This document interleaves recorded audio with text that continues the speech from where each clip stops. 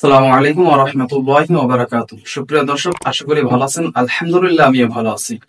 আজকে আমি আপনাদেরকে দেখাবো কিভাবে ফরজ গোসল করতে হয়। আসলে মূলত ভাবে আমরা যখন মাসালাটা কারো কাছে জিজ্ঞাসা করি, সে প্র্যাকটিক্যাল ভাবে দেখায় না, যার কারণে আমরা মূলত ভাবে জানতে পারি না। তাই আজকে আমি আপনাদেরকে প্র্যাকটিক্যাল ভাবে দেখাবো যে কিভাবে ফরজ গোসল করতে হয়। আর ফরজ গোসল কেনই বা করবো এবং কিভাবে করবো, এখানে আমাদের জানতে হবে যে কি কারণে আমাদের ফরজ গোসল হয়ে যায়।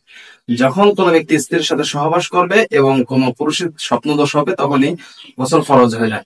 এখন আলহামদুলিল্লাহ, এখানে আমাদের জানতে হবে যে গোসল ফরজ হওয়ার জন্য যে ফরজ গুলো কয়টি। আলহামদুলিল্লাহ, এখানে ফরজ হচ্ছে তিনটি। যে জানেন তা তো আলহামদুলিল্লাহ, না জানলে জানতে হবে যে কি কি। প্রথমত হচ্ছে কুলি করা, নাকি পানি দিয়ে সমস্ত শরীর ধৌত করা। এখন আমাদের বিষয়টা হচ্ছে আমরা কিভাবে কুলি করব। কুলিটা হচ্ছে বড় বড় সহকারে আমাদেরকে কুলি করতে হবে।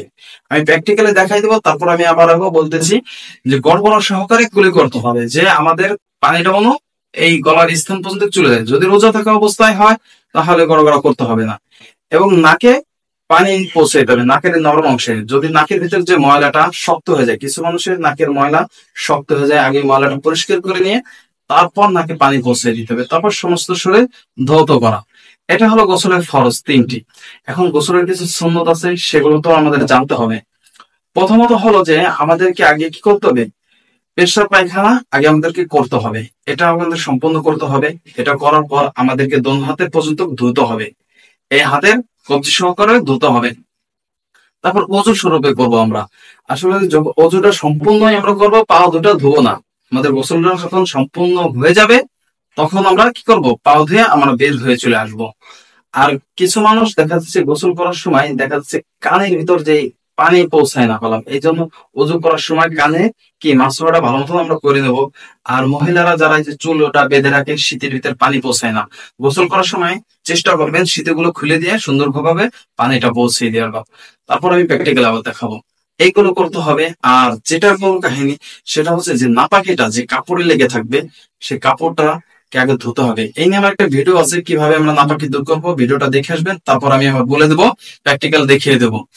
এই নাপাকিটা আমাদের আগে সম্পূর্ণভাবে ধুয়ে নিতে হবে। যেখানে নাপাকিটা লেগে থাকবে যে কাপড়ে, ওটা ধোয়ার পর আমাদেরকে যেই যেই জায়গা নাপাকি গুলো লেগে আছে, আমাদের সেই সব জায়গা সুন্দর করে ধুতে হবে।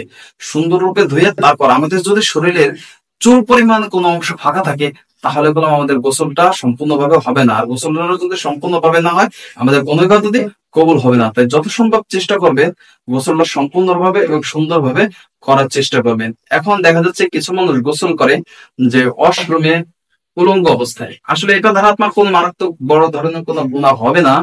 তবে একটা জিনিস মনে রাখবেন যে আমার আল্লাহ পাক তো দেখতেছে, এই জন্য যত সম্ভব চেষ্টা করবেন সুন্দররূপে গোসল করার। আর যেই সব জায়গা নাপাকি গুলো আছে, সেগুলো আগে ধুয়ে নিতে হবে। গোসলের ফরজ তিনটি সুন্দরভাবে আমাদের আগে তিনটি আদায় করার পর আমরা উজু করে তারপর আমরা পরিপূর্ণভাবে গোসল করব। এই গোসলটাই আমাদের কি, যদি ভালো না হয় আমাদের কোন ইবাদতে কবুল হবে না। তাই চলুন আমরা দেখে আসি আমরা কিভাবে প্র্যাকটিক্যালের সাথে গোসলটা করব। ভিডিওটা সম্পূর্ণ দেখুন। বিষয়টা হচ্ছে, যখন আমাদের যে নাপাকিটা আমরা কিভাবে দূর করব, মনে করেন যে এইখানে আমাদের নাপাকিটা লেগে রয়েছে। এখন এই নাপাকিটা যদি আমাদের লেগে থাকে, এটা আমাকে ধৌত করতে হবে কিভাবে। প্রথমে আমরা একটু পানি নেব, পানি নেওয়ার পর এটাকে সুন্দরভাবে ধোবো। এটাকে ধুয়ে আমরা পুরোভাবে চিপুর দিয়ে পানিটা নিংড়ে ফেলবো, যাতে করে আর পানি না পড়ে, যে ফোটে ফোটে যে পানিটা না থাকে। আমরা এটাকে আবারও ধোবো, আবারও ধোয়ার পর সুন্দর করে আবার ধোবো। ধোয়ার পর এই জায়গাটাকে আমরা আবার সুন্দর করে ধুয়ে ফেলবো। আবারও 3 বার আমরা এই জায়গাটা কি করব, 3 বার ধোবো। এই ধোয়ার কারণে যে যে নাপাকিটা আমাদের হাতে লেগে গেছে, আসলে আমরা যে মূলত যে একটা ভুল করি, সেটা হচ্ছে কি, এই পাত্রের ভিতর হাতটা দিয়ে দিই। আসলে আমাদের হাতটা দিতে হবে না, এই পাত্র থেকে আমাদেরকে পানিটা এইভাবে নিয়ে কি করতে হবে, সুন্দর করে হাতটাকে 3 বার ধুয়ে নিতে হবে। ঠিক আছে, এটা ধুয়ে নেওয়ার পর তারপর আমরা যদি পাত্রের ভিতর পানি দিই, তাহলে হাত দেই, তাহলে সমস্যা নেই। এখন বিষয়টা আমাদেরকে গড়গড়া সহকারে কুলি করতে হবে, যাতে পানিটা পুরো মুখের ভিতর সুন্দরভাবে পৌঁছে যায়।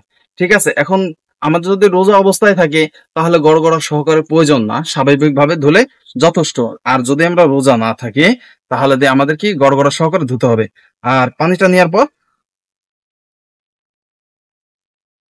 এভাবে আমাকে কয়বার, 3 বার ধুইতে হবে। ঠিক আছে, গড়গড়া সহকারে এভাবে আমাদেরকে 3 বার পানিটা ধুইতে হবে। 3 বার নেওয়ার পর আমার কি নাকে পানি নেবো। নাকে পানি নেওয়ার পর কি এইভাবে দেওয়ার পর এই যে যে নাকের যে নরম অংশ, এই নরম অংশে আমরা পানি পৌঁছে দেবো। এই নরম অংশে পানিটা পৌঁছে দেওয়ার কারণে কি হবে, যে আর যদি রোজা না থাকি, তাহলে এই নাকের অংশ পৌঁছে দেওয়া। যদি রোজা থাকে তাহলে স্বাভাবিকভাবে আমরা ধুয়ে নেব। তারপর কি করব? তারপর হচ্ছে আমরা গোসল করব। গোসলটা হবে কি সর্বপ্রথম ডাইন থেকে বাম সাইডে পানি, তারপর মাথায়। এমন ভাবে আমরা গোসল করব যাতে করে শরীরের একটা চুল পরিমাণ অংশ শুকনা না থাকে। তাহলে শুকনা থাকলে কি হবে? আমাদের গোসলটা হবে না। আর আমাদের যদি গোসলই না হয় তাহলে কোনো ইবাদতই আমাদেরকে কবুল হবে না।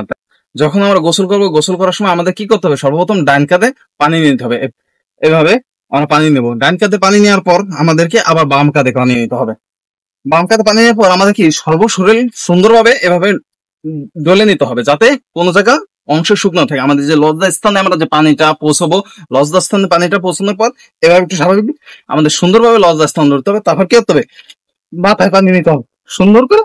আমাদেরকে একবারে মনে করুন যে ভুরু থেকে শুরু করে শরীরের এই যে আমরা যারা মগে বা যে একটা ট্যাবে গোসল করি, দেখা যাচ্ছে কানে আমরা কলম পানিটা পৌঁছাইতে পারি। আমরা পুষ্করণীতে গোসল করলে আলহামদুলিল্লাহ সব জায়গায় পানিটা পৌঁছে যায়। যখন আমরা কলে বা ট্যাবে গোসল করি, এই কানের অংশগুলো শুকনা থাকে। এই কানের অংশগুলো কি করবো? আমরা সুন্দরভাবে ডলে ডলে নিবো। আর যারা মা বোনরা গোসল করি, আমাদের চুলটা বাঁধা থাকলে পানিটা কলম ভিতরে পৌঁছে না, যার কারণে চুলটা খুলে দিব, সিটিটার ভিতর দিয়ে এইভাবে সুন্দর করে পানিটা আমরা পৌঁছে দেবো। আর কোন রকম ভাবে কোনো অংশ মনো শুকনা না থাকে, সমস্ত শরীরটা ভালো মতন আমরা এইভাবে ধুয়ে নেব।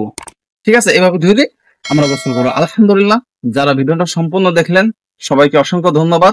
এইভাবে আমরা আমাদের ফরজ গোসলটা শেষ করব।